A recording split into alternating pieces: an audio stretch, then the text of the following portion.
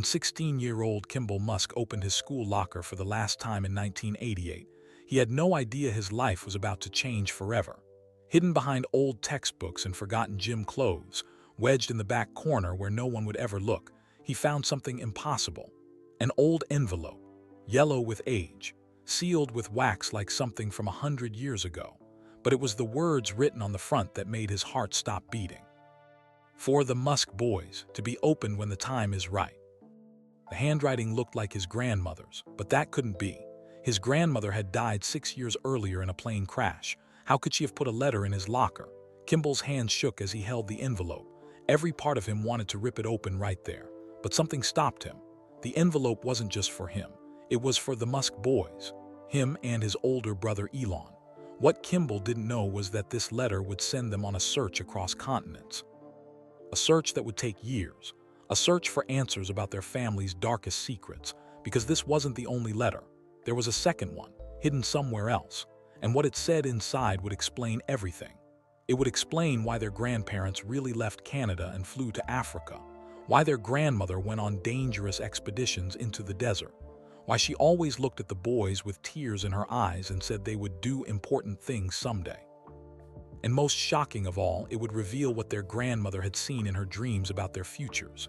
Dreams about rockets with SpaceX written on them. Dreams about electric cars.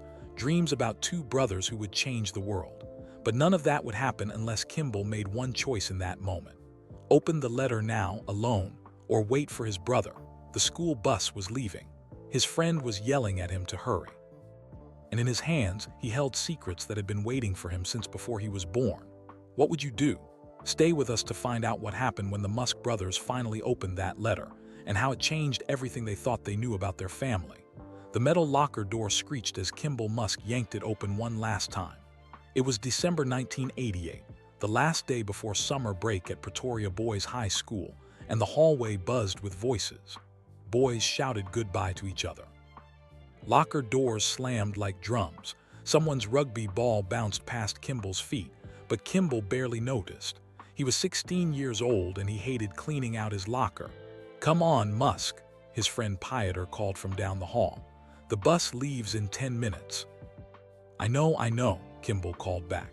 He pulled out an old geography textbook, 2 moldy sandwiches wrapped in paper, and a gym shirt that smelled like it had died 3 months ago. He tossed everything into the trash bin beside him. That's when he saw it. Wedged in the back corner of the locker behind where his books had been stacked was an envelope. It was old. The paper had turned yellow like ancient parchment. Dust covered it like a thin blanket. Kimball's heart started beating faster. He reached in and carefully pulled the envelope free. His hands were shaking slightly. Why? He didn't know. Something about this felt important. The envelope was sealed with actual wax. Who even used wax seals anymore? And there on the front, written in careful, old-fashioned handwriting, were words that made Kimball's breath catch in his throat. For the Musk boys, to be opened when the time is right. Kimball stared at those words. The Musk boys, that meant him and his older brother Elon, but who had written this? And how had it gotten into his school locker? He turned the envelope over. No other writing, no return address, just that one mysterious sentence. The handwriting looked like something from his grandmother's generation. Old-fashioned loops and swirls, elegant but firm. It reminded him of, but no, it couldn't be. His grandmother Cora had died 6 years ago in 1982 when Kimball was only 9 years old. He still remembered that terrible day. The phone ringing, his father's face going white. The words plane crash that didn't make sense at first. "Kimball, seriously, the bus." Pieter's voice was more urgent now. Kimball looked up. The hallway was almost empty. Through the window, he could see the school bus in the parking lot, its engine running, exhaust rising in the summer heat. He looked back down at the envelope. Every part of him wanted to rip it open right now. His fingers actually started to slip under the wax seal, but something stopped him. When the time is right, the envelope said. And more than that, the Musk boys, plural. This wasn't just for him. This was for both of them, him and Elon. Elon would kill him if Kimball opened this alone. Well, not really kill him. But his brother would give him that look, the disappointed one that was somehow worse than anger. The look that said, "I thought we were in this together," because they were. They had always been in it together. Growing up in Pretoria hadn't been easy for either of them. Their parents had divorced when Kimball was 7 and Elon was 8. Both boys had chosen to live with their father, Errol, even though it meant leaving their mother, May, crying in the doorway. That decision still haunted Kimball sometimes, late at night. Life with their father was complicated. Errol was brilliant, an engineer who could fix anything, explain anything. But he was also difficult in ways that made the house feel heavy sometimes, like the air before a thunderstorm. Elon escaped into books, computers, dreams of rockets and space, and getting away from South Africa entirely. He spent hours reading encyclopedias, science fiction, programming manuals. He barely talked at school. The other kids thought he was weird. Some of them were mean about it. Kimball was different, more social, more comfortable with people. But he understood his brother. They shared something deeper than just being siblings. They shared questions that nobody would answer. Questions about their family, about why their grandparents had left Canada in 1950 and moved all the way to South Africa. About the dangerous expeditions their grandmother and grandfather took across the African deserts, searching for something called the Lost City of the Kalahari. About why their grandmother would sometimes look at them with tears in her eyes and say strange things like, "You boys are going to do such important things someday." Kimball shoved the envelope into his backpack and ran. His footsteps echoed in the empty hallway. He burst through the school doors just as the bus driver was about to close them. "Cutting it close, Musk," the driver said. Kimball climbed aboard, breathing hard. He found a seat near the back and pressed his backpack against his chest. Inside, the mysterious envelope waited. Through the bus window, he watched Pretoria Boys High School disappear behind them. He didn't know it yet, but everything was about to change. The letter in his backpack held secrets that had been kept for decades. Secrets about dreams and destiny. Secrets about why his grandmother had always seemed to know things she couldn't possibly know. Secrets that would help him and Elon understand who they really were. But first, he had to get home. He had to find his brother. He had to discover what message someone had left for the Musk boys, hidden in a locker, waiting for the right time. And somehow, impossibly, that time was now. Kimball jumped off the bus 3 blocks early. He couldn't wait. His backpack bounced against his shoulders as he ran down the familiar streets of Waterkloof, one of Pretoria's nicer neighborhoods. The jacaranda trees were in full bloom, covering the sidewalks with purple flowers. Normally, Kimball loved this time of year. Today, he barely noticed. He burst through the front door of their house, letting it slam behind him. "Elon," he shouted. "Elon, where are you?" No answer, just the quiet hum of the air conditioning and the distant sound of typing. Kimball knew exactly where his brother was. He took the stairs 2 at a time and pushed open the door to their shared bedroom. There sat Elon, 17 years old, hunched over his computer. The desk was covered with books: The Hitchhiker's Guide to the Galaxy, Foundation by Isaac Asimov, programming manuals with complicated titles. Computer parts were scattered everywhere. A half-eaten sandwich sat on a plate forgotten hours ago. Elon didn't look up. His fingers flew across the keyboard. Lines of code filled the screen, green text on black background. He was building something, creating something, lost in a world inside his head. "Elon," Kimball said, catching his breath. Elon responded, still typing. "Elon, I found something important." "Well?" Kimball walked over and gently closed the laptop screen. "Hey," Elon looked up annoyed. Then he saw his brother's face. "What's wrong?" "Nothing's wrong, but look at this." Kimball carefully pulled the envelope from his backpack and held it out. Elon's eyes widened. He took the envelope with both hands like it was made of glass. His fingers traced the words written on the front. "For the Musk boys," he read aloud. His voice was quiet, almost a whisper. "To be opened when the time is right." "I found it in my locker," Kimball explained. "Wedged in the back. It's old, Elon, really old. Look at the handwriting." Elon stood up and walked to the window, holding the envelope up to the light. The afternoon sun streamed through, making the yellow paper almost glow. "This has been there for years," he said. "The paper, the dust. How did it get in your locker?" "I don't know, but that handwriting, doesn't it look like?" "Grandma Cora's," Elon finished. They both fell silent. Their grandmother, Cora Amelia Robinson Haldeman. She had died in a plane crash in February 1982, 6.5 years ago. Kimball had been 9. Elon had been 11, old enough to remember her clearly, old enough for it to hurt. Kimball sat down on his bed. "Do you remember that day, at her funeral?" Elon nodded slowly. He sat down too, still holding the envelope. I remember Dad wouldn't cry. He just stood there staring at nothing. And Mom held our hands so tight they hurt. We wore those horrible black suits that were too small. They sat in silence for a moment, remembering. Then Kimball spoke again. But I'm thinking about before that. Remember the last time we really talked to her? That day in 1981 at the family braai. Elon's expression changed. The backyard, yes. It had been a typical South African barbecue. Their grandfather Joshua had been grilling meat. Adults talked and laughed. Kids ran around playing. But then Grandma Cora had called them over, just Elon and Kimball, not the other cousins. She had pulled them to the side of the yard near the garden. "I need to tell you boys something," she had said. Her hands were shaking. Kimball remembered that detail clearly. Her hands never shook. She flew airplanes. She had crossed the Kalahari Desert. But that day her hands trembled. "What is it, Grandma?" Elon had asked. "Your grandfather and I. We came to Africa for a reason," she said, looking around to make sure nobody else could hear. "Not just for adventure. There are things about our family, about why we left Canada, that you'll need to understand someday." "What things?" Kimball had asked. He was only 8 years old then, confused. She had smiled, but it was a sad smile. "When you're older, when you're ready to know that dreams aren't just dreams, they're sometimes the only way to survive what life throws at you."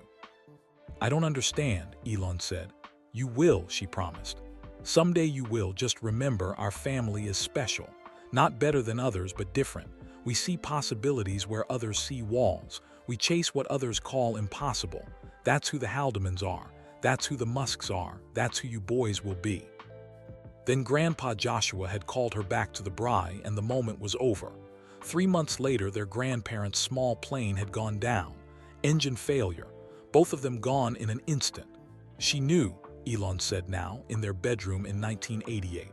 She knew something was going to happen. "Or she just wanted to tell us something important," Kimball said. "Parents and grandparents always think they won't be around forever." But she was right. We are different. We don't fit here, Kimball, not really. It was true. Elon especially didn't fit in South Africa. He got bullied at school badly. Kids pushed him downstairs, beat him up, called him names. He was too smart, too quiet, too strange. He read encyclopedias for fun. He talked about colonizing Mars while other boys talked about rugby. Kimball fit in better. He had friends, played sports, knew how to talk to people. But he felt it too, that sense of not quite belonging, that feeling that they were meant for something else, somewhere else. "I'm leaving," Elon said suddenly. "After I turn 18 next June. I'm going to Canada, then America. I've been planning it." Kimball's stomach dropped. He knew this was coming. Elon talked about it constantly, but hearing it said so directly, so finally, made it real. "You're leaving me here," Kimball said quietly. "You'll follow when you can, in a few years when you finish school. We'll both get out, Kimball, I promise." "And Dad?" Elon's jaw tightened. Their relationship with their father had gotten harder as they got older. Errol was brilliant but controlling, critical, sometimes cruel with his words. He loved them, Kimball believed that, but it was a complicated, heavy kind of love. "Dad will be fine," Elon said. "He has his work, his projects. He doesn't really need us." "That's not true." "Maybe." Elon looked down at the envelope again. "But I can't stay here, Kimball. I have things I need to do, countries I need to get to, ideas I need to build." "Like what?" "Electric cars, sustainable energy, rockets that can land themselves and fly again. The internet, it's coming, Kimball. It's going to change everything. And I want to be part of making that happen." People at school thought Elon was crazy when he talked like this. Even their teachers smiled in that pitying way when he described his ideas. But Kimball never doubted his brother. If Elon said he was going to do something impossible, Kimball believed him. "So should we open it?" Kimball asked, nodding at the envelope. Elon turned it over in his hands again. He picked at the edge of the wax seal with his fingernail. Then he stopped. "We should wait," he said. "What? Why?" "Look at what it says. When the time is right. This feels important, Kimball, really important, like it might change everything. What if opening it now before I leave, before we're ready? What if we miss something? Or what if waiting means we never understand what it means?" Elon stood up and walked to his desk. He opened a drawer and carefully placed the envelope inside, under his passport and his acceptance letter from Queen's University in Canada.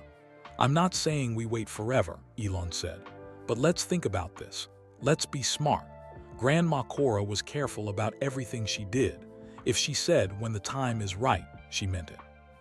Kimball wanted to argue. The envelope had been in his locker. He'd found it. Didn't that mean the time was right? But looking at his brother's serious face, he understood. Elon was leaving soon. This letter was for both of them. Whatever it said, whatever secrets it held, they should face it together.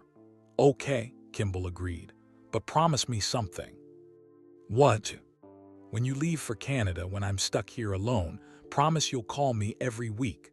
Promise we'll stay brothers, even across all those kilometers." Elon smiled, a real smile, not the distracted one he usually gave. "We'll always be brothers, Kimball. Distance can't change that. Nothing can change that."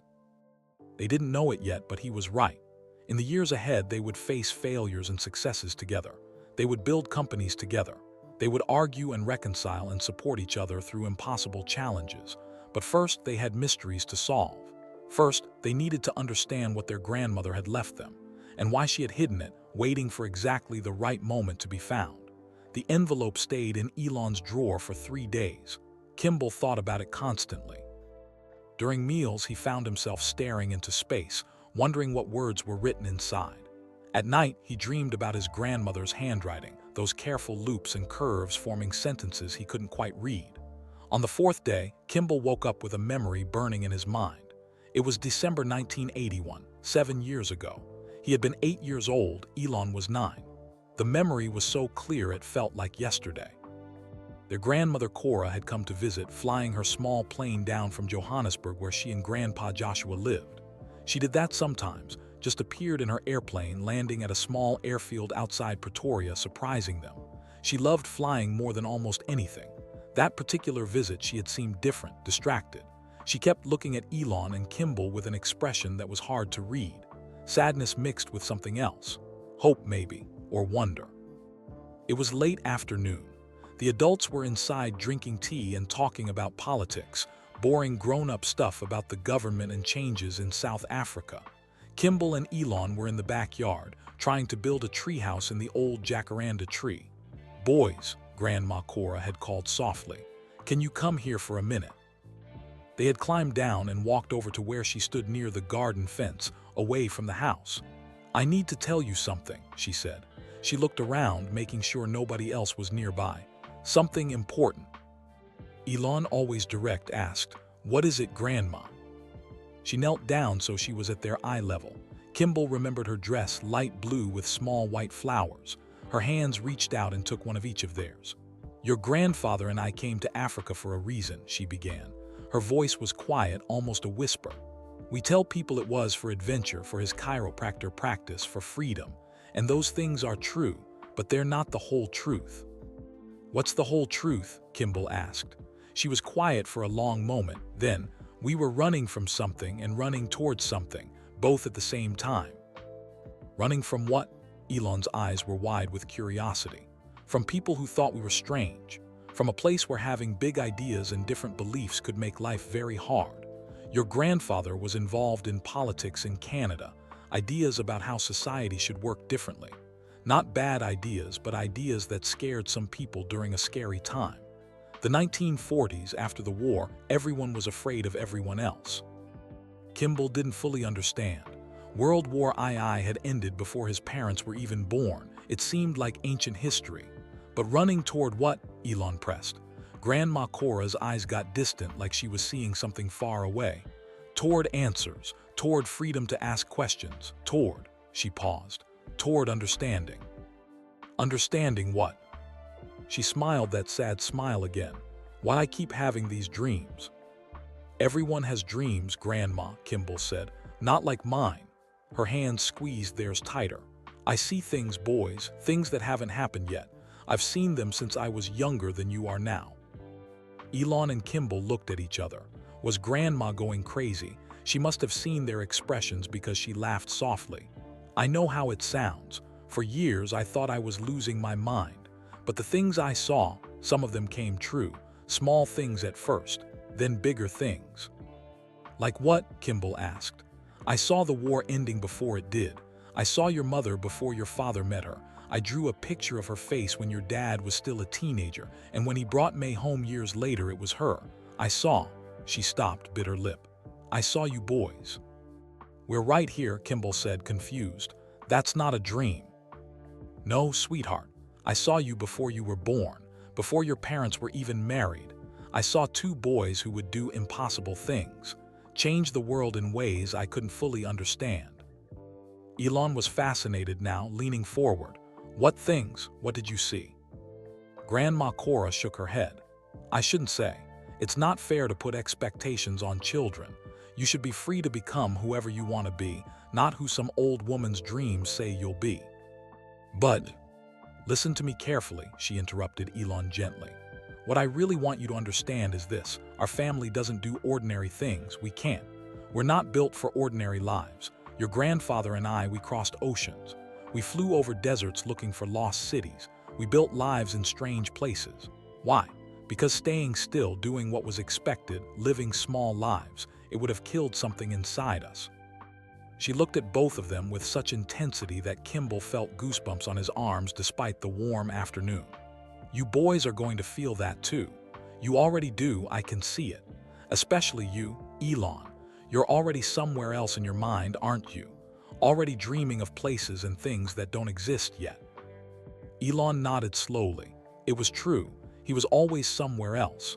And you, Kimball, she turned to him. You're going to spend your life bringing people together, feeding them in ways that matter. I see it in how you care about your friends, how you notice when someone's hungry or sad. Kimball felt his cheeks get hot. He was only 8. He didn't understand what she meant. The point is, Grandma Cora continued, there are things about our family, about why we left Canada, about our expeditions in Africa, about these dreams I have, things you'll need to understand someday, when you're older, when you're ready. Ready for what? Elon asked. Ready to know that dreams aren't just dreams. She stood up, brushing off her dress. They're sometimes the only way to survive what life throws at you. When the world tells you something is impossible, you have to be able to dream it anyway. And then you have to be brave enough to chase it. Did you chase your dreams, Grandma? Kimball asked. She looked toward the sky where her airplane waited at the airfield. I'm still chasing them, sweetheart. Every time I fly, I'm chasing them. Your grandfather and I were still looking for answers, still searching. For the lost city, Elon asked. They had heard the stories about their grandparents' expeditions into the Kalahari Desert, searching for a mythical ancient city that was supposed to be buried in the sand. Grandma Cora laughed. The lost city is just a story, Elon. We know that. But the searching, that's real. The willingness to look for something everyone else says doesn't exist, that's what matters. She had hugged them both then, held them close. Kimball remembered the smell of her perfume, something flowery and old-fashioned. Remember this conversation, she whispered. Someday it will make sense. Someday you'll understand why I'm telling you this now. Then she had gone back inside, back to the boring adult conversation. And 3 months later, in February 1982, her plane had crashed. Now in 1988, lying in his bed in the early morning, Kimball understood something he hadn't understood as an 8-year-old child. She had known. Not exactly when or how, maybe, but she had known her time was limited. That's why she had pulled them aside that day. That's why she had said those things. And the envelope Elon had hidden in his drawer, that was her way of finishing the conversation. Kimball got out of bed quietly. Elon was still asleep, snoring softly in the bed across the room. Their room was divided like their personalities. Elon's side was organized chaos, books and computer parts arranged in systems only he understood. Kimball's side was messier, clothes on the floor, posters of soccer players on the walls. He walked to Elon's desk and carefully opened the drawer. The envelope was still there, underneath the passport and acceptance letter. Kimball picked it up, held it in both hands. The wax seal was unbroken. The yellowed paper felt fragile, like it might crumble if he gripped it too hard. What are you doing? Kimball jumped. Elon was awake, sitting up in bed, watching him. I remembered something, Kimball said, about Grandma, about a conversation we had before she died. The backyard conversation. I remember it too. She knew, Elon. She knew something was going to happen to her. Elon got out of bed and walked over. He took the envelope gently from Kimball's hands. Then maybe we should honor what she said. Wait until the time is right. But when is that? How do we know? We'll know. Elon placed the envelope back in the drawer, closed it firmly. Trust me, little brother, we'll know. Kimball wanted to argue, but something in his brother's voice stopped him. Elon sounded older than 17. He sounded certain in a way that made Kimball believe him. Okay, Kimball agreed. But we're going to keep searching, right? For answers about Grandma, about why they really came to Africa, about all of it. Yes, Elon said, we'll keep searching. Neither of them knew that the search would take them across continents and through years of separation. Neither of them knew that the answer, when it finally came, would change not just how they saw their family, but how they saw themselves. All they knew was that somewhere in that envelope were words from their grandmother, words she had carefully written and carefully hidden, waiting for exactly the right moment. A moment that was coming, but not quite yet. Not quite yet. 6 months passed, then a year.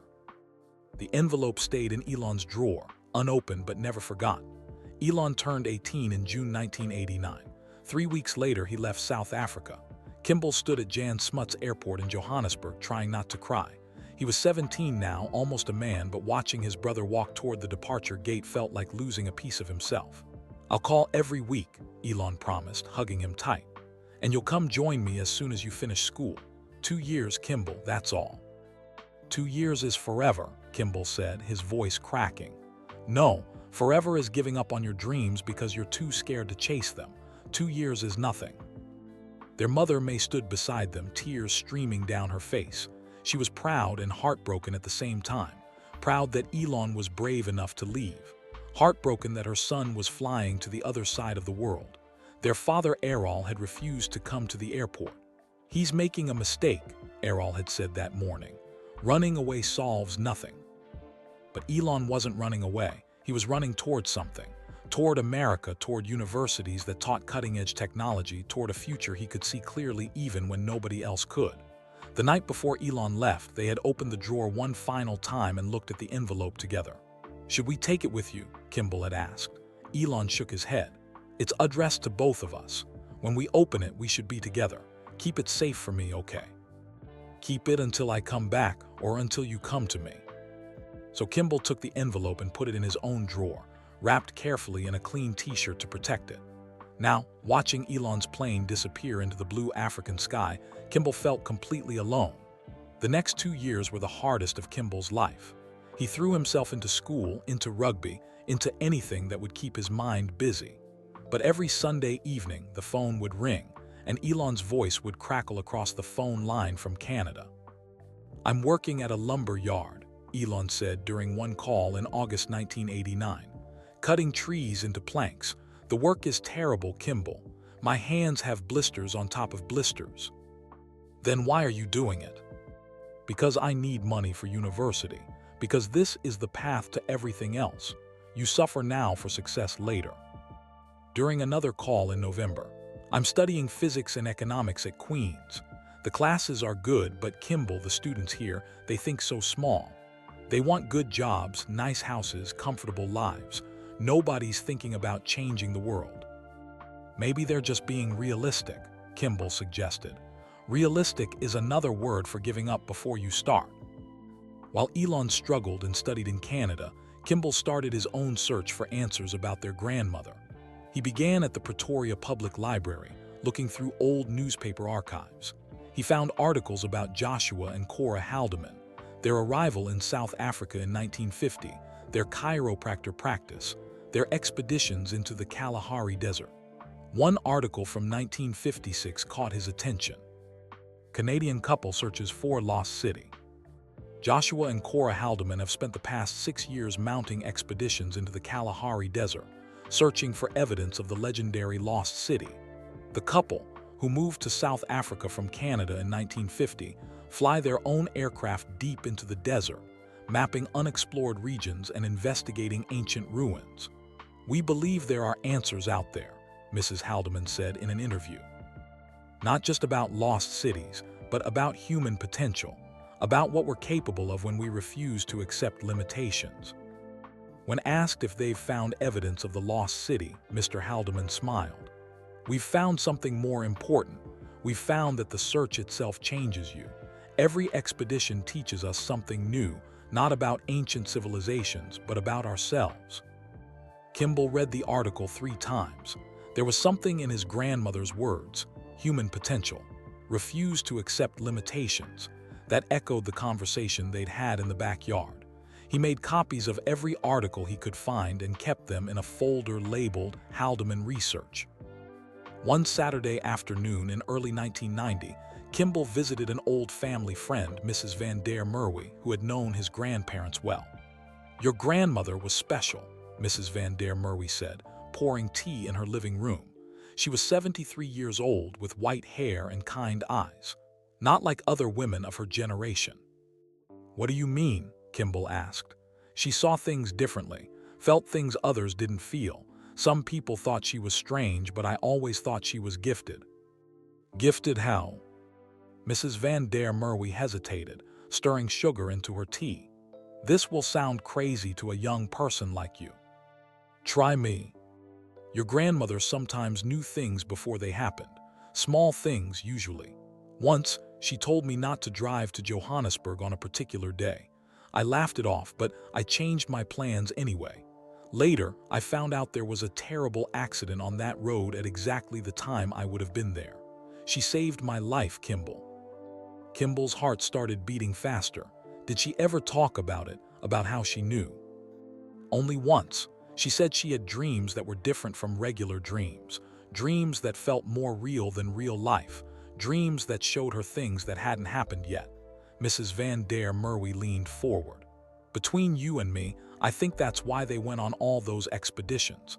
They were looking for answers about her gift, about what it meant." "Did they find answers?" "I don't know, but I know this. Your grandmother died happy, Kimball. She and Joshua lived exactly the life they wanted to live. No regrets. Not many people can say that." Kimball left her house with more questions than answers, but at least the questions were getting clearer. 2 years crawled by. Kimball graduated from high school in December 1991.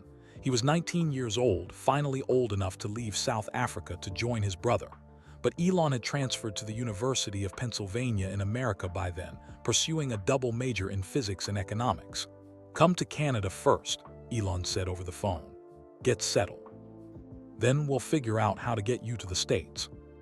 In January 1992, Kimball packed his bags. The envelope from their grandmother went into his carry-on luggage, still sealed, still waiting. The night before he left, he opened his research folder one more time. He had collected dozens of articles, photocopied pages from books about the Kalahari expeditions, even a few letters their grandmother had written to friends over the years. One letter, written in 1979, just 2 years before she died, stood out. "Dear Margaret, Joshua and I are planning one more expedition this spring. The doctors say we're too old for such adventures, but when have we ever listened to what we're supposed to do? I had another dream last night, clearer than ever before. I saw my grandsons, grown men, successful, changing the world in ways I barely understand. One of them was standing in front of a rocket ship, Margaret. A rocket ship, like something from those science fiction films. I know you think I'm crazy. Maybe I am. But these dreams have been accurate enough times that I can't ignore them. The boys are still so young. Elon is 8, Kimball is 7. They have no idea what they're capable of yet, but I see it.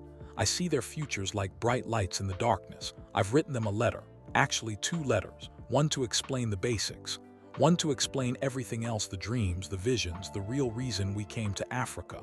I'm going to hide them where they'll find them when they're ready, when the time is right. If something happens to us on this next expedition, at least they'll know. At least they'll understand why their grandmother was such a strange old woman who kept flying into deserts looking for lost cities that everyone said didn't exist. With love, Cora."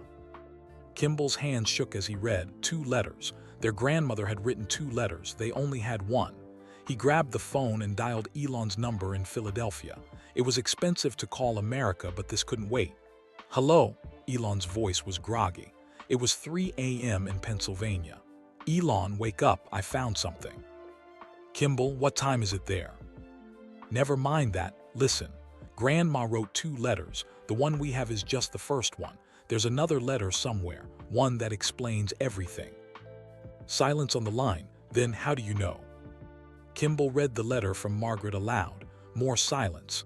Kimball could almost hear his brother's brilliant mind working through the implications. Where would she hide it? Elon finally asked. I don't know, but we have to find it. You're leaving for Canada tomorrow. I know. Bring everything with you, all your research, both envelopes, the unopened one and the letter to Margaret. We'll figure this out together. Should we open the first envelope now? Maybe it tells us where the second one is. Elon was quiet for a long moment. No, not over the phone, not separated by oceans. When you get here, we'll open it together, face to face, the way it's meant to be. Okay, Kimball agreed. I'll see you in a few weeks. Kimball. Yeah. I'm glad you're finally coming. I've missed having my brother around. Kimball smiled, tears in his eyes. I've missed you too. That night, Kimball couldn't sleep. He kept thinking about his grandmother, writing letters in secret, hiding them carefully, trying to reach across time to tell her grandson something important. What had she seen in her dreams? What did she know about their futures? And what was in that second letter, the one that explained everything? Somewhere, hidden in a place they hadn't searched yet, those answers waited. All they had to do was find them. But first, Kimball had to cross an ocean, leave everything he'd ever known, and reunite with his brother in a new land. First, they had to read the words their grandmother had written all those years ago. First, they had to open the envelope that had waited in Elon's drawer, then Kimball's drawer, then traveled in a suitcase across the Atlantic. The time was almost right. Almost. Kimball arrived in Toronto, Canada, in February 1992. The cold hit him like a physical wall when he stepped off the plane. South Africa had been summer, hot and bright. Canada was winter, frozen and gray. But Elon was waiting at the airport, and when Kimball saw his brother standing there with a huge smile, nothing else mattered. They hugged for a long time, not caring that people had to walk around them. You made it, Elon said. I made it, Kimball replied. They took a bus to the small apartment Elon had found for them near the University of Toronto. It wasn't much, 2 tiny bedrooms, a kitchen barely big enough for one person, a bathroom with pipes that made strange noises, but it was theirs. That first night, they sat on the floor of the empty living room with boxes of Chinese takeout between them. Kimball's suitcase lay open nearby, and there, wrapped carefully in a t-shirt, was the envelope. Should we? Kimball asked. Elon looked at it for a long time. Yeah, I think we should. We're together now. We're in a new country, starting new lives. If that's not the right time, I don't know what is. Kimball carefully unwrapped the envelope. The wax seal was still intact after all these years. His hands were shaking slightly. You open it, Elon said. You found it. Kimball nodded. He slid his finger under the wax seal, trying to be gentle. The seal cracked and fell away. He pulled out the letter inside, 3 pages of paper covered in their grandmother's careful handwriting. The paper smelled old, like dust and time. Read it out loud, Elon said quietly. Kimball cleared his throat and began. My dearest Elon and Kimball, if you're reading this, then I am gone and you are old enough to begin understanding. I'm writing this in 1980. You are 9 and 8 years old, still children, still innocent of the weight that our family carries. I need to tell you about our family, about your grandfather Joshua and me, about why we really left Canada and came to Africa. People think we came for adventure. That's partly true, but the real reason is more complicated. Your grandfather was involved in political movements in Canada, social credit, technocracy. These weren't bad things, but during the 1940s and early 1950s, having different ideas about how society should work made some people suspicious of us. After the war, everyone was afraid. Afraid of communism, afraid of anyone who thought differently. Life became uncomfortable. We could have stayed, could have kept our heads down. But your grandfather and I were not built for keeping our heads down. So we packed everything we owned, sold our practice, and moved to South Africa with our young children, including your mother May, who was only 2 years old. People thought we were crazy. Maybe we were, but we were also free. In Africa, we built a new life, a wild life. We flew airplanes over deserts. We searched for lost cities. We raised our children to be brave, to question everything, to never accept that something is impossible just because everyone says it is. But there's something else. Something I've never told anyone except Joshua. I have dreams, boys, not normal dreams. Since I was a young woman, I've had visions of things that haven't happened yet. At first, I thought I was going mad. I would dream about specific events, a car accident, a stranger I would meet, a storm that would come, and then days or weeks later it would happen exactly as I dreamed it. I told Joshua shortly after we were married. I was terrified he would think I was crazy. Instead, he took my hands and said, "Then we'll build a life big enough to hold mysteries like this. We'll chase answers wherever they lead." And we did. Every expedition into the Kalahari, every search for the lost city, we weren't just looking for ancient ruins. We were looking for understanding, for others like me, for proof that I wasn't alone in this strange gift. We never found those answers in the desert, but we found something else. We found that the searching itself was enough. That living a brave, adventurous, questioning life was its own reward. Now I'm old. I've seen many of my visions come true, and I've had new dreams. Dreams about you, my grandsons. I see you doing impossible things, building companies, creating technologies, changing the world in ways I barely understand. Elon, I see you standing in front of rockets. I see you making vehicles that don't need gasoline. I see you doing things with computers and the internet, whatever that is, that will transform how people live. Kimball, I see you bringing people together around food, not just cooking, but changing how food is grown, how it's shared. I see you making the world healthier, one meal at a time. I don't tell you these things to pressure you. Please understand that. You might do none of these things. You might do completely different things. My dreams show possibilities, not destinies. What I really want you to know is this. Our family has always been made of people who refuse to accept limitations, who dream big and then work to make those dreams real. You come from explorers, from people who crossed oceans and deserts, from people who believed that the impossible was just the difficult waiting to be achieved. Whatever you dream, chase it. Whatever people tell you can't be done, try anyway. Whatever path seems too hard, too scary, too unlikely, that's probably the right path for you. Be brave, my darling boys. Be kind to each other. Take care of your sister Tosca. And remember that your strange old grandmother believed in you before you even knew what to believe in yourselves. With all my love, your Grandma Cor. P.S. There is one more letter. I've hidden it somewhere you'll find when you're truly ready. It explains everything. All my visions, all my dreams, everything I couldn't write here. Look for it where dreams are mapped, where possibilities are charted, where your grandfather and I kept our most precious plans for the future. Kimball's voice cracked on the last words. Tears were streaming down his face. When he looked up, Elon was crying too. They sat in silence for several minutes, the weight of their grandmother's words settling over them like a blanket. She saw it, Elon finally whispered. She actually saw what I want to do. Rockets, electric cars, the internet. How is that possible? Kimball asked. I don't know, but she described things that don't even exist yet. Things I haven't told anyone I want to build. Kimball looked down at the letter again. Where dreams are mapped, where possibilities are charted. What does that mean? A map room, Elon suggested. Grandpa Joshua was an expert navigator. He kept detailed maps of all their expeditions.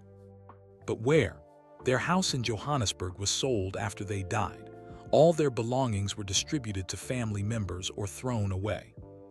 Not all of them, Elon said slowly. Some things went to Dad, some to Mom, some to storage maybe. Over the next few weeks, while Kimball settled into life in Toronto and Elon juggled his studies in Pennsylvania, they made phone calls back to South Africa. Their mother May tried to help. I kept some of your grandmother's things, she said over the phone. Photo albums, some jewelry, a few books, but I don't remember any maps or letters. Their father Errol was less helpful. Why are you digging up the past? He demanded. Your grandparents are dead, let them rest.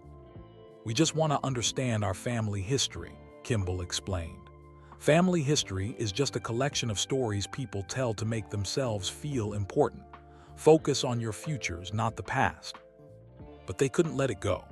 The idea that there was another letter, one that explained everything, consumed them both. In March 1992, Kimball got a job at a small restaurant in Toronto to help pay rent. He worked nights, washing dishes and prep cooking. During the day, he went to the library and made long-distance calls, tracking down anyone who might have known his grandparents. One afternoon, He reached an elderly man named Mr. Peterson, who had been Joshua Haldeman's flying instructor in the early 1950s. Joshua and Cora were remarkable people, Mr. Peterson said, his voice shaky with age. They kept detailed records of everything, every flight path, every expedition, every discovery. Joshua had a whole filing system in his study, maps, charts, journals. He called it his dream archive. Dream archive, Kimball's heart raced. Do you know what happened to it? After they died, I think most of it went into storage. There was so much, boxes and boxes of papers. The family couldn't go through it all. Where would it be stored? I don't know, son. That was 10 years ago. But if I were you, I'd check with the estate lawyer who handled their affairs. There might be a storage unit somewhere still holding their things. Kimball called Elon immediately. I think I found something. That weekend, Elon took a bus from Philadelphia to Toronto, 14 hours of travel just to spend 2 days with his brother. They sat in their tiny apartment making lists, forming a plan. We need to contact the estate lawyer, Elon said. Find out if there's a storage unit. And if there is, then one of us flies back to South Africa and searches through every box until we find that second letter. It took 2 months to track down the lawyer who had handled Joshua and Cora Haldeman's estate. His name was Mr. Van Wyck, and he was now retired and living in Cape Town. When Kimball finally reached him by phone, Mr. Van Wyck said, "Yes, there was a storage unit in Johannesburg, but I'm not sure if anyone's been paying the fees all these years." "Can you find out?" Kimball asked desperately. "I suppose I could make some calls." 3 weeks later, Mr. Van Wyck called back. "You're in luck. The storage unit still exists. Your father has been paying the fees, though I don't think he's visited it in years. Unit 237 at Safekeep Storage on Commissioner Street." Kimball and Elon didn't have much money. Plane tickets to South Africa were expensive. They were both working odd jobs, studying, barely making rent. But this was too important. In July 1992, Kimball flew back to Johannesburg. He had saved every penny he could. The flight felt endless. He took a taxi straight from the airport to Safekeep Storage. The building was old and dusty, filled with rows of locked units. The manager, a bored-looking woman reading a magazine, barely glanced at him when he showed his ID and explained he was Joshua Haldeman's grandson. "Unit 237, 3rd floor. Don't make a mess." Kimball's hands were shaking as he unlocked the unit and rolled up the metal door. Inside were dozens of boxes. Maps hung on the walls. Filing cabinets stood in the corners. This was it, his grandfather's dream archive. And somewhere in all of this, hidden carefully, was the second letter from his grandmother, the letter that would explain everything. Kimball pulled out his flashlight and stepped inside. He had 3 days before his return flight to Canada. 3 days to search through a decade of secrets. 3 days to find what his grandmother had left for them. He opened the first box and began to search. The first box contained flight logs.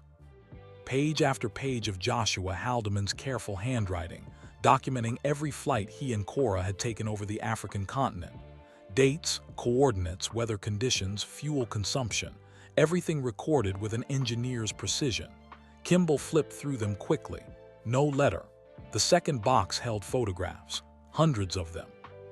Black and white images of the Kalahari Desert, of their small plane sitting on red sand, of Cora standing beside rock formations with her hands on her hips, smiling that adventurous smile. Kimball paused over one photo, his grandmother in the cockpit, wearing aviator goggles, looking like she owned the sky. But no letter. Box after box yielded maps, expedition reports, scientific notes about rock formations and ancient artifacts. Joshua had documented everything with incredible detail. But where was the second letter? Kimball worked through the afternoon, then into the evening. The storage facility's lights were harsh and fluorescent. His back ached from bending over boxes. Dust covered his hands and clothes. He was starting to lose hope when he opened a box labeled Personal CAH Cora Amelia Haldeman. Inside were journals, small leather-bound books, the kind with locks on them. Kimball's heart raced. He opened the first one. The entry started in 1946, before his grandmother had even married Joshua. Young Cora's handwriting filled the pages, thoughts about her dreams, her visions, her fear of being different. February 3, 1946, I dreamed about a war ending that hasn't started yet. I saw cities burning, then rebuilding.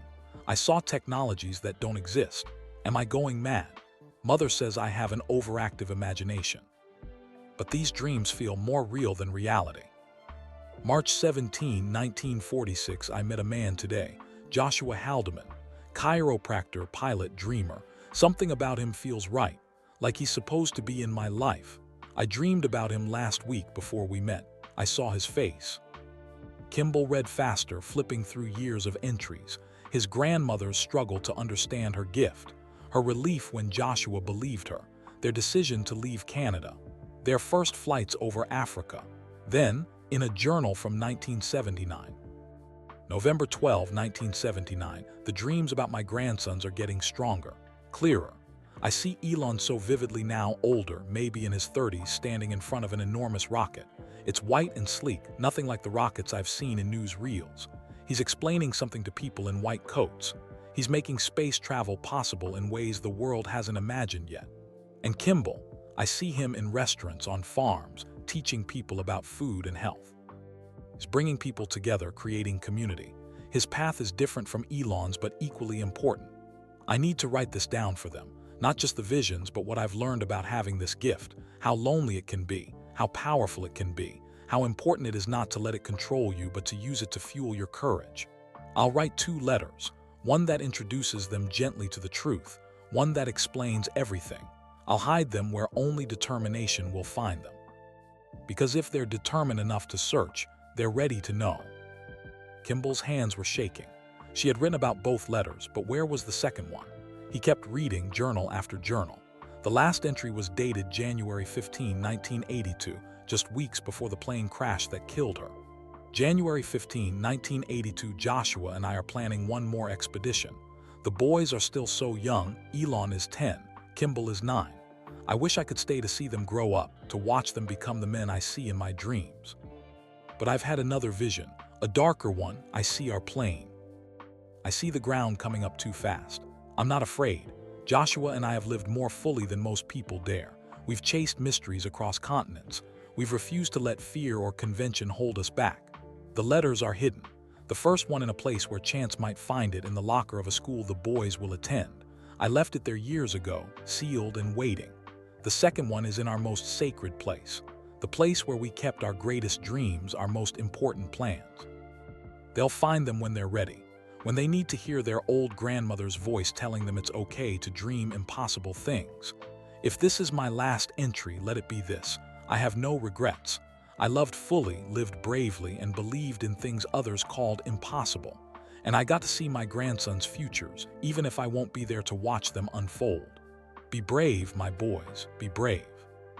Kimball had to stop reading. Tears blurred his vision. His grandmother had known.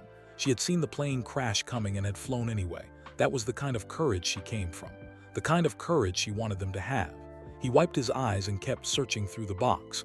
Under the journals, wrapped in cloth, he found a small wooden box. It was carved with intricate designs, African patterns mixed with geometric shapes. Kimball's breath caught. He recognized this box. It had sat on his grandmother's desk when he was little.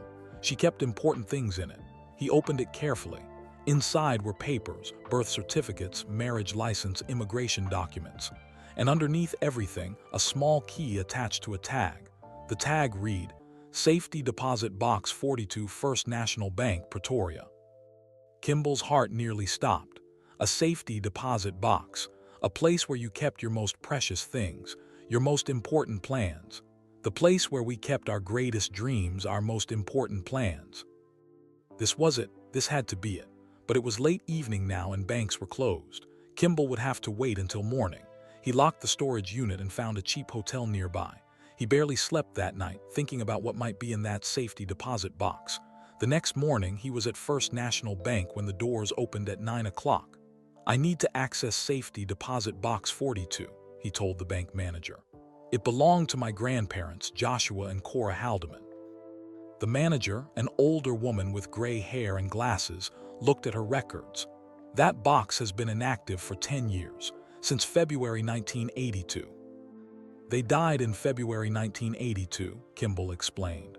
I'm very sorry, But to access the box, you'll need proper documentation: death certificates, proof of relationship, authorization from the estate executor. Kimball's heart sank. How long will that take? Several weeks at minimum, possibly months. I only have 1 day left in South Africa. I live in Canada now. The manager's expression softened slightly. I wish I could help, but there are procedures. We can't just let anyone access a safety deposit box, even family members. It's for security. Kimball spent the rest of the day frantically trying to gather the right documents. He called his mother, his father, the estate lawyer, Mr. Van Wyck. Everyone was sympathetic, but the process couldn't be rushed. "These things take time," Mr. Van Wyck said. "Legal procedures, paperwork. You'll need to be patient." But patience felt impossible when the answer was so close. That evening, Kimball called Elon from his hotel room. It was early morning in Pennsylvania. "I found it," Kimball said. "I know where the second letter is. It's in a safety deposit box at a bank in Pretoria, but they won't let me access it without a mountain of paperwork." "How long?" Elon asked. "Weeks, maybe months." Silence on the phone line. Then Elon said quietly, "I'm leaving for America soon. University of Pennsylvania accepted me. I'm transferring in September." "I know, that's good. That's what you wanted." "Yeah, but Kimball, I'm so close to getting out of Canada, to getting to the States where the real opportunities are. I can't come back to South Africa right now. I don't have the money or the time." "I understand. But you could come back. Once we get the paperwork sorted out, you could fly down, get the letter, bring it back to Canada." "That's expensive," Kimball said. "Another plane ticket, more time off work, but how could he not?" "We'll figure it out," Elon said. "We've come this far, we can't give up now." Over the next 6 weeks, they worked with Mr. Van Wyck to get all the necessary documents. Death certificates were retrieved. Proof of lineage was established. Authorization forms were signed and notarized. Finally, in early September 1992, Mr. Van Wyck called. "Everything is approved. You can access the safety deposit box whenever you're ready." But now there was a new problem. Elon was about to start at the University of Pennsylvania. Kimball was working full-time at the restaurant in Toronto, trying to save money to eventually join his brother in America. "I can't go right now," Elon said over the phone. "Classes start in 2 weeks. I have orientation, registration, everything. This is my chance, Kimball. My chance to get to a real university, to study with the best professors, to be where technology is actually happening." "Then I'll go," Kimball said. "I'll fly down, get the letter, and bring it back." "Do you have the money?" Kimball looked at his savings account. Barely enough. If he went to South Africa, he'd be broke, completely broke. He'd have to start saving all over again for his own dreams of going to America. "I'll figure it out," he said. "Kimball, wait, maybe we should just wait a bit longer, until we both have more money, until we can both go together." "No," Kimball said firmly. "Grandma wanted us to find this. She left it for us. We're not waiting anymore." "But, Elon, you're about to start at one of the best universities in America. You're about to chase your dreams of electric cars and rockets and everything else. You should do that with our grandmother's words in your heart, with her believing in you. We need to read that second letter before you start this new chapter." Silence. Then, "You're right, okay, go get it, and call me the second you read it." So in late September 1992, Kimball flew back to South Africa one more time. He was exhausted from work, from travel, from the weight of this mystery that had consumed the last year of his life. But when he walked into First National Bank in Pretoria, and the manager led him to the vault, when he inserted the key into safety deposit box 42 and opened it, when he saw the envelope inside with both their names written in Cora Haldeman's handwriting, everything else fell away. This was why he'd come. This was what they'd been searching for. He took the envelope with trembling hands. It was thicker than the first letter, sealed with the same kind of wax. "Would you like to use a private room?" the bank manager asked kindly. "Yes, please." She led him to a small room with just a table and 2 chairs. Kimball sat down, the envelope in front of him. He should wait for Elon. They should open this together, but Elon was half a world away, and some things couldn't wait any longer. Kimball carefully broke the seal and pulled out the pages inside. There were 5 of them, covered front and back with his grandmother's handwriting. He began to read, and as he read, everything changed. Everything his grandmother had seen, everything she dreamed, everything she wanted them to know, it was all there. Written with love and hope and the absolute certainty that her grandsons would do impossible things. Not because they had to, but because they chose to, because they were Musks, they were Haldemans, they were dreamers who built. Tears streamed down Kimball's face as he read the final page. When he finished, he sat in silence for a long time, his grandmother's words echoing in his mind. Then he picked up his phone and called his brother. "Elon," he said when his brother answered, "I have it, I have the letter, and you need to hear what she wrote." "Read it to me," Elon said. His voice sounded tight, like he was holding back emotion. "Read every word." Kimball looked down at the pages spread across the table in the small bank room. His hands were still shaking slightly. "Okay, here goes." He cleared his throat and began. "My dearest Elon and Kimball, if you're reading this second letter, it means you searched. You didn't give up when the first letter raised more questions than answers. You were determined enough, curious enough, brave enough to keep looking. That tells me you're ready for the whole truth. I need to tell you about my dreams, the real story, not the simple version I gave you in the first letter.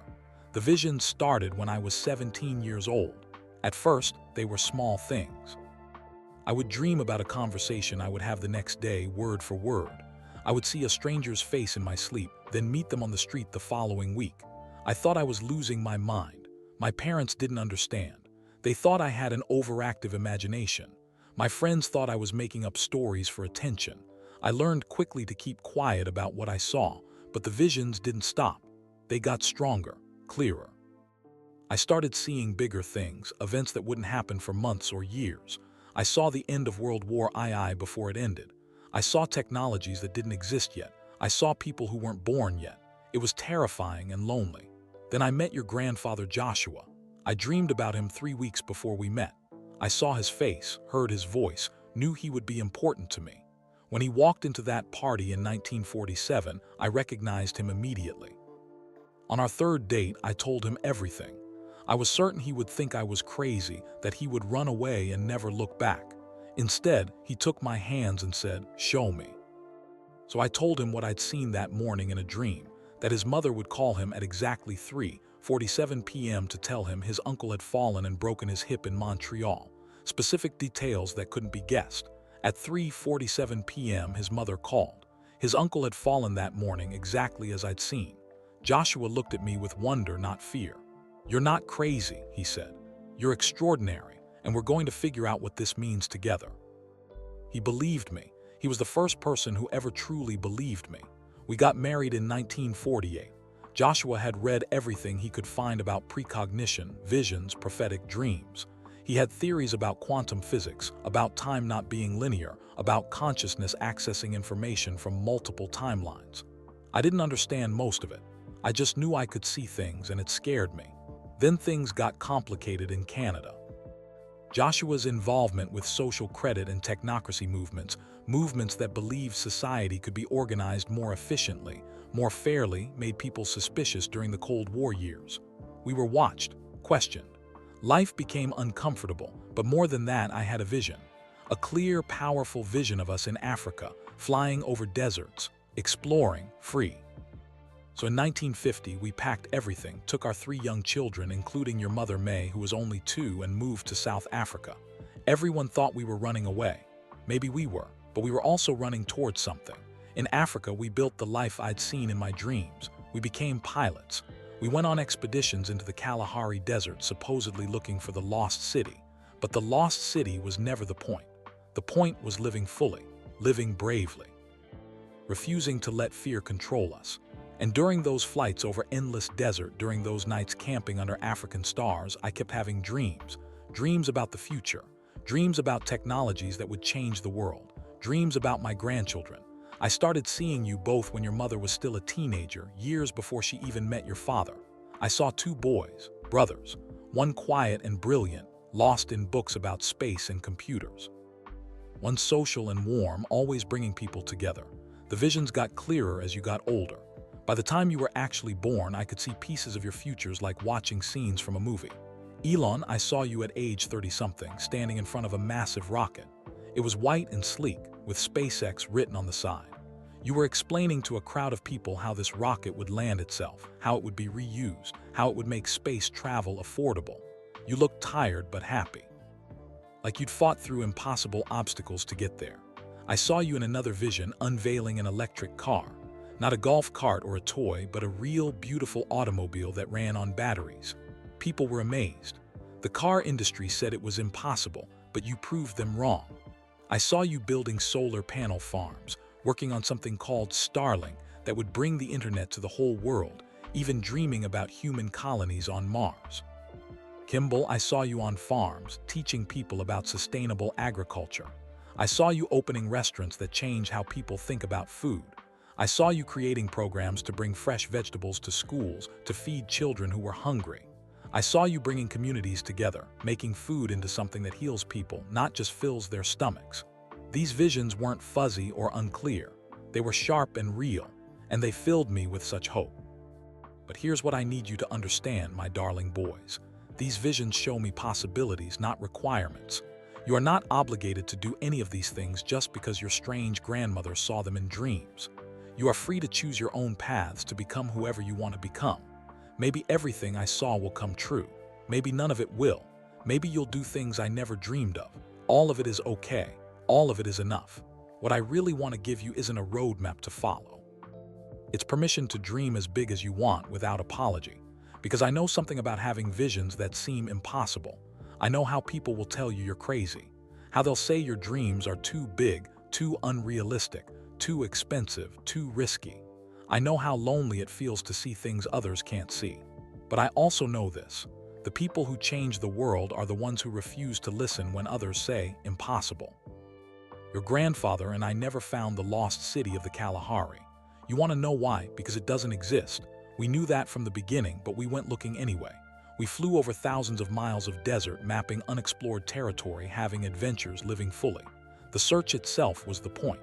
The willingness to chase something everyone said didn't exist, that was what mattered. That's your real inheritance from us. Not visions of the future, not predictions or prophecies. Just this, the courage to chase what calls to your heart, even when the world says you're crazy. Be kind to each other, boys. Brotherhood is precious. You'll need each other in the years ahead. When Elon is being too intense, too focused, Kimball, you remind him to breathe, to eat, to be human. When Kimball doubts himself, Elon, you remind him of his strengths, his gifts, his importance. Take care of your sister Tosca too. She has her own dreams, her own path. Support her. Work hard. Fail sometimes. Failure teaches more than success ever does. Get back up. Try again. Dream impossible things. And then the hardest part, wake up the next morning and do the actual work to make them real. Don't let anyone tell you that your dreams are too big. Not teachers, not friends, not even family. Especially not the voices in your own heads that whisper you're not good enough, smart enough, brave enough. You come from people who flew across deserts searching for lost cities. You come from dreamers who act. One more thing, my visions showed me I wouldn't live to see you grow into the men you'll become. I've seen the plane crash coming. I know Joshua and I don't have much time left. I'm not afraid. We've lived more in our years than most people dare to dream. No regrets. But I am sad I won't be there to watch your triumphs, to comfort you during your failures, to tell you in person how proud I am of you. So I'm telling you now, in this letter, which you'll read when you're old enough to understand. I am proud of you, not for what you'll achieve, but for who you are, for having the courage to search for this letter, for being brothers who support each other, for being willing to dream. Live bravely, my precious boys, live fully. And when people tell you something is impossible, smile and do it anyway. With all my love across time and space, your Grandma Cora. P.S. The real secret. There is no secret, there's just choice. The choice to be brave, the choice to try, the choice to get up after falling, that's all, that's everything. Kimball's voice cracked on the last words. He was crying openly now, not caring that he was in a bank, that he was a grown man. On the phone, he heard Elon crying too. Neither of them spoke for a long moment. Finally, Elon whispered, she knew. She actually saw SpaceX, she saw the electric cars. How is that possible? I don't know, Kimball said. But does it matter how? She saw it, Elon. She believed in you before you even knew what you wanted to do. Read the last part again. The P.S. Kimball read it again. The real secret. There is no secret, there's just choice. The choice to be brave, the choice to try, the choice to get up after falling. She's giving us permission, Elon said quietly. Permission to fail, permission to try impossible things, permission to be ourselves. Yeah, Kimball agreed, she is. They talked for another hour, running up a massive phone bill neither of them could afford. They talked about their grandmother, their grandfather, the life of adventure they'd lived. They talked about what the letter meant, what they would do with this knowledge. I'm going to do it, Elon said finally. I'm going to build the things she saw, not because she saw them, but because they're what I want to build anyway. But knowing she believed it was possible, that changes something. What does it change? It makes the impossible feel possible. Kimball flew back to Toronto the next day, the letter carefully packed in his carry-on luggage. Over the next 2 years, that letter became their touchstone. When Elon struggled at the University of Pennsylvania, juggling physics and economics, working multiple jobs to pay tuition, Kimball would read parts of the letter to him over the phone. When Kimball doubted whether he should leave his steady restaurant job to join Elon in America, he would pull out the letter and read, "Dream impossible things," and then wake up the next morning and do the actual work to make them real. In 1994, Kimball finally saved enough money to leave Toronto. He enrolled at Queen's University in Ontario, the same school Elon had started at. They weren't living together anymore. Elon was in Philadelphia, Kimball in Ontario, but they were closer, both in North America, both chasing their futures. Then in 1995, everything changed. Elon had graduated from the University of Pennsylvania with degrees in physics and economics. He had been accepted to Stanford University for a PhD in energy physics. It was what he'd always dreamed of, studying at one of the best schools in the world, preparing for a career making electric cars and sustainable energy. But something else happened. The internet was exploding. Companies were being built overnight. Opportunities were everywhere. Elon called Kimball in March 1995. "I have an idea, a company. Software that helps newspapers put their content online with maps and business listings. I'm calling it Zip2. "What about Stanford?" Kimball asked. "I'm going to defer, maybe drop out entirely. This opportunity won't wait, Kimball. The internet is happening right now. I need to be part of it." "That's crazy. You got into Stanford." "Crazy is exactly what Grandma Cora would want us to be." Kimball laughed despite himself. "Fair point." "Come join me," Elon said suddenly.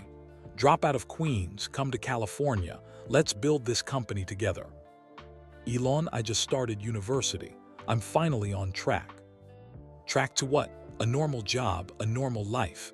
We're not built for normal, little brother, you know that." Kimball thought about the letter, about their grandmother's words, about dreams and courage and choice. "Okay," he said, "I'm in." In July 1995, Kimball dropped out of Queen's University and moved to Palo Alto, California. He and Elon rented a tiny office that doubled as Elon's apartment.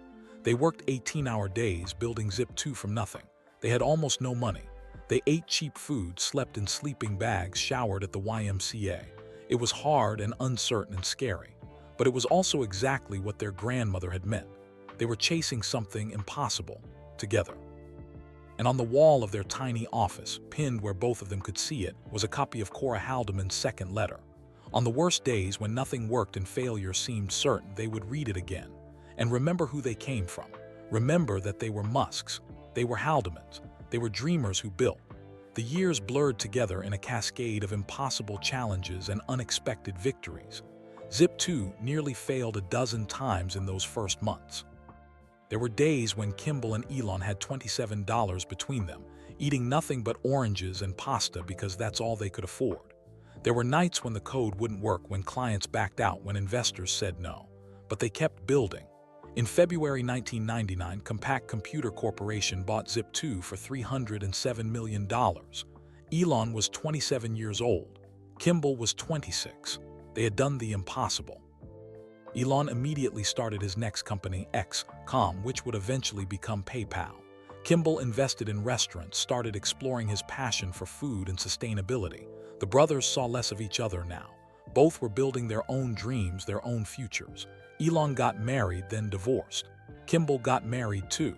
Life became complicated in ways their grandmother's letter hadn't predicted, but they stayed connected. Every few months, they would have dinner together, just the two of them. And somehow, the conversation always came back to the letters. "Do you ever wonder if we're living up to what she saw?" Kimball asked during one dinner in 2001. They were at a small Italian restaurant in Palo Alto. Elon was between companies. PayPal had merged with Confinity, and Elon had been ousted as CEO in a boardroom battle that left him hurt and angry. "I don't think it's about living up to anything," Elon said, pushing pasta around his plate. "I think it's about choosing to try even when it's hard, especially when it's hard."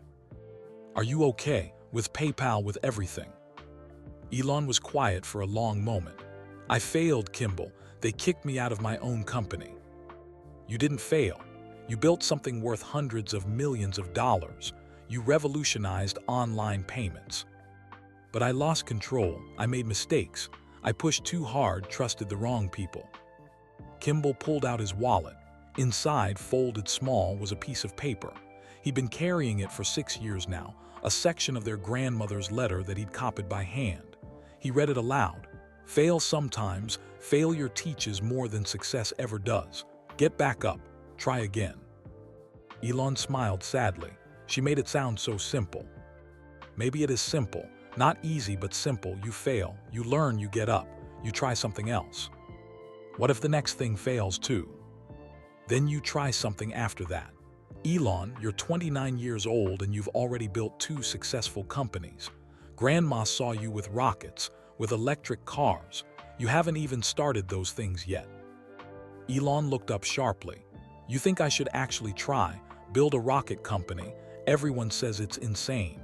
Space companies fail. They burn through billions of dollars and produce nothing. Everyone said internet companies would fail too. Everyone said no one would trust online payments. You proved them wrong. Space is different. It's harder, more expensive, more risky. Which is exactly why you should do it."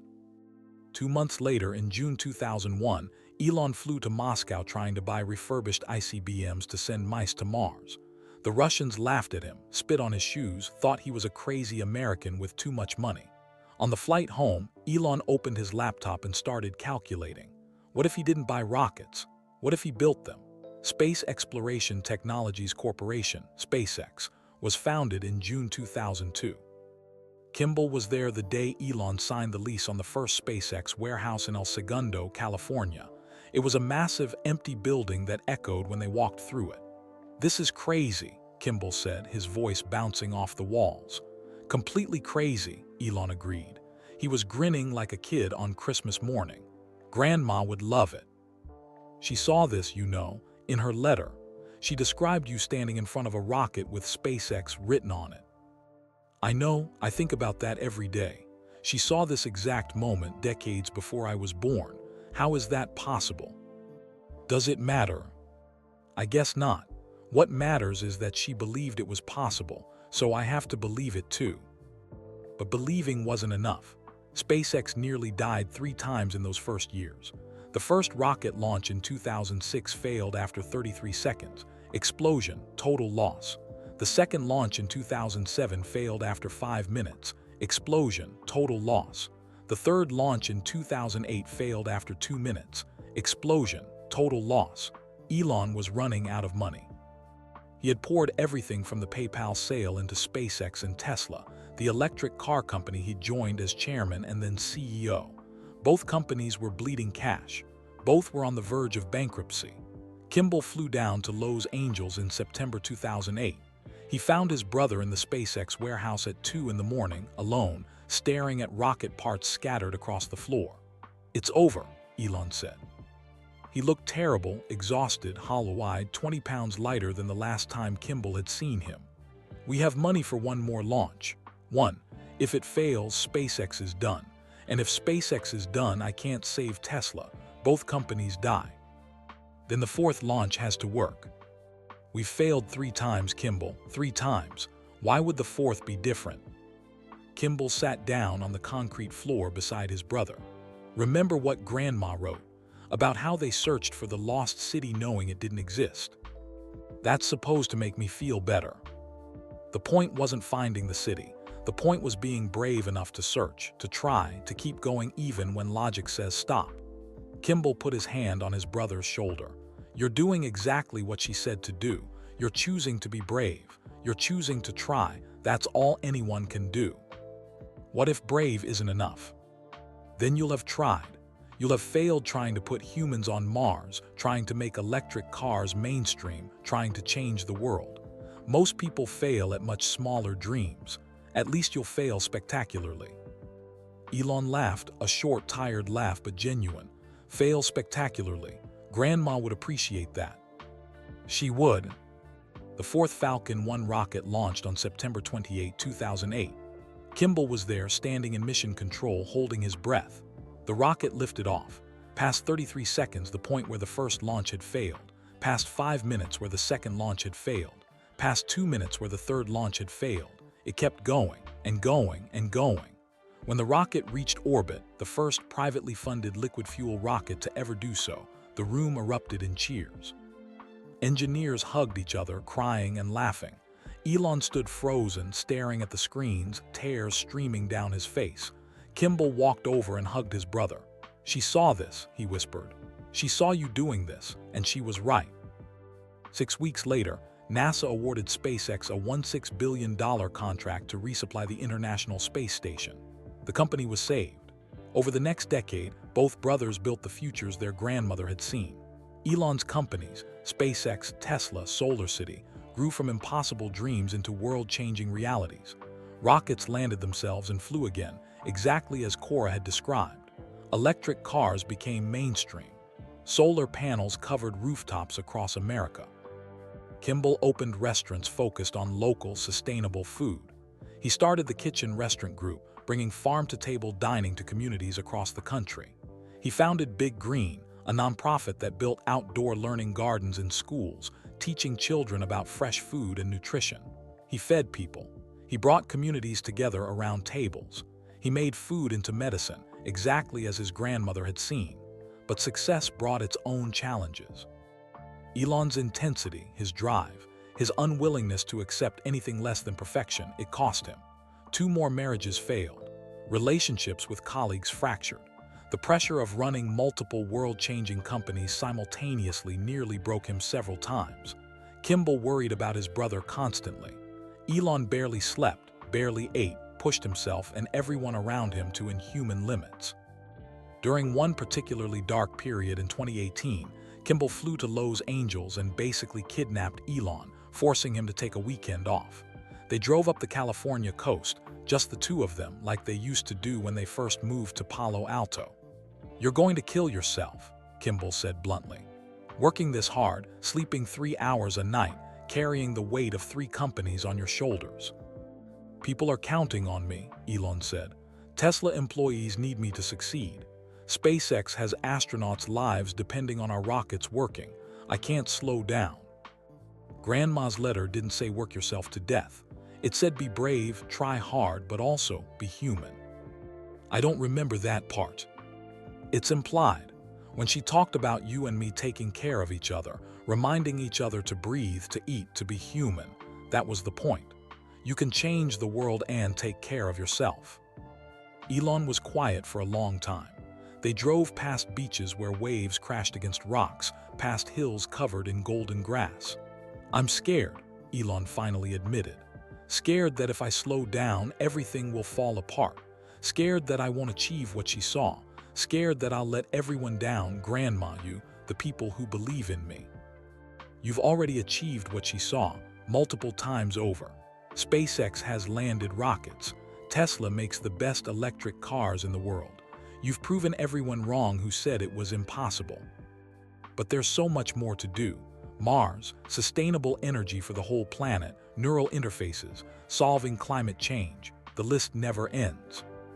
"It won't end," Kimball said gently. "There will always be one more impossible thing to try, but you have to pace yourself or you won't live to see any of it." They stopped at a small beach and walked along the sand. It was late afternoon, the sun starting to sink toward the horizon. "Can I tell you something?" Elon asked. "Something I've never told anyone." "Of course. Sometimes I think the visions were a curse, not a gift. Grandma saw these futures and now I feel obligated to make them real. Like I don't have a choice. Like disappointing her, even though she's been dead for over 30 years, would be the worst failure of all. Kimball stopped walking. Elon read the letter again. Actually read it. What does she say? Elon sighed. He'd memorized the letter years ago. Everyone in the family had. These visions show me possibilities, not requirements.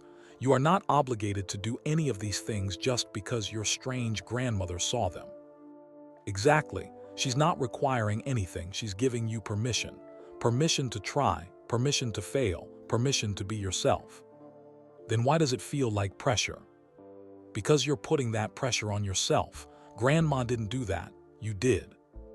They sat down on the sand watching the waves. The sun painted the sky orange and pink. Tell me the last line, Kimball said. The P.S. Elon smiled slightly. The real secret, there is no secret, there's just choice. The choice to be brave, the choice to try, the choice to get up after falling, that's all, that's everything. That's all, that's everything, Kimball repeated. Not work until you collapse.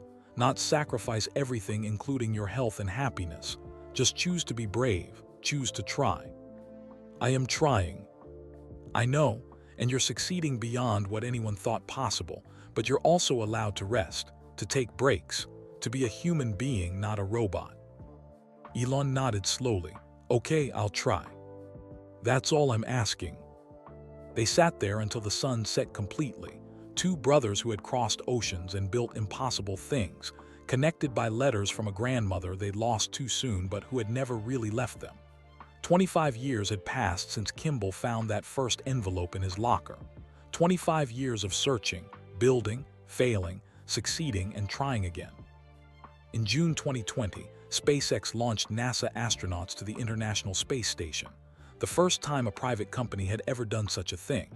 Kimball watched the launch on TV from Colorado, where he was working on urban farming initiatives. As the rocket lifted off, as Elon's dream became reality broadcast live to the world, Kimball thought about their grandmother. She had been right, not just about the rockets or the electric cars or the food revolution. She'd been right about something deeper. She'd been right that the Musk boys, just two South African kids who didn't quite fit in, who had big dreams and bigger doubts, could choose to be brave, could choose to try impossible things. And in choosing that again and again, through failures and successes, through heartbreak and triumph, they had become exactly who they were meant to be. Not because a letter told them to, but because they chose to believe in themselves the way their grandmother had believed in them. The letters, both of them, sat now in a safe deposit box in California, preserved for future generations. But their words lived in the brothers' hearts. Dream impossible things, and then wake up the next morning and do the actual work to make them real. Be brave, be kind to each other, get up after falling. There is no secret, there's just choice. That afternoon in 1988, when Kimball had found a mysterious envelope in his school locker, he couldn't have imagined where it would lead. He couldn't have known that his grandmother's words, written in 1980 and hidden carefully, would become the foundation for everything that came after. But as he sat watching his brother's rocket arc into the sky, carrying astronauts to space, Kimball understood what their grandmother had really given them. Not a map to the future, not a prophecy to fulfill, just permission to dream, and the reminder that they came from people who chose to be brave. That was the real family secret. And it had changed everything. So that's the incredible true story of how a hidden letter changed the Musk family forever. Their grandmother's words gave them permission to dream impossible dreams and the courage to make them real. Now we want to hear from you. Where are you watching this from? Drop your country or city in the comments below. We love connecting with viewers from all around the world. If this story inspired you, hit that like button to help us spread kindness and motivation to more people who need to hear it. And don't forget to subscribe to our channel so you never miss another amazing story like this one. Ready for another incredible journey? Click on the video appearing on your screen right now. Trust me, you won't want to miss it. Thanks for watching, and remember, you come from dreamers too. So dream big, work hard, and never let anyone tell you something is impossible. See you in the next one.